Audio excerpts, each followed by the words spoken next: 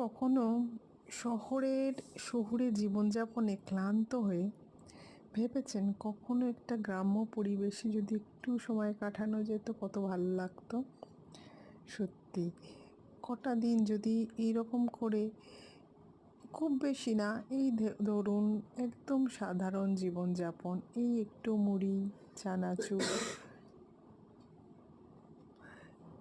এই একটু ঝিলের ধারে থাকা, এগুলো একটু যদি করা যেত তাহলে মানসিকভাবে অনেক আপনার টেনশন কমতো। হ্যাঁ, এটা খুব একটা খরচ সাপেক্ষ নয়, খুব একটা কঠিন নয়, খুব কাছেই, খুব সস্তার। এই আনন্দগুলো, ছোটো ছোটো আনন্দগুলো ভাগ করে নেওয়া যেতেই পারে মাঝে মধ্যে। দেখুন, এইসব বাজার আমাদের হাতের সামনে বা কাছে পিঠে কতদিন আর থাকবে তার ঠিক নেই। এগুলো সব হয়তো একদিন দেখব যে বিরাট বড় অট্টালিকায় পরিণত হয়েছে নিঃশেষ হয়ে, তাই না? তো তার মধ্যেই যদি এই প্রাকৃতিক পরিবেশটা আপনাদের খুব ভালো লাগে তাহলে একটু ঘুরে আসতে পারেন এইসব জায়গা থেকে। বেশি দূরে না, কাছে পিঠে আপনার ভালো লাগার মধ্যেই থাকবে। এই শহরের মধ্যে দেখুন কি আছে, একটা পার্ক আছে, কিন্তু সেখানে গেলেও তার আনন্দও কিছু কম না, সেই ভালো লাগাটাও রয়ে যায় আপনার কাজের মধ্যে দিয়ে।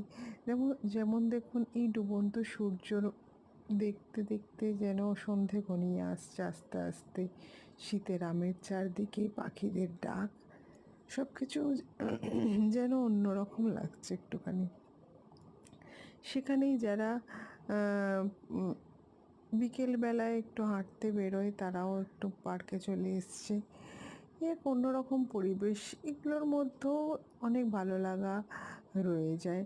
হ্যাঁ, তবে ঘর থেকে আপনাকে বেরোতে হবে। ঘরে সবসময় যদি এই ফোন নিয়ে বসে থাকেন বা ফোন ঘাঁটাঘাঁটি করেন তাহলে কি হবে? আপনার তো চোখের ক্ষতি হবে।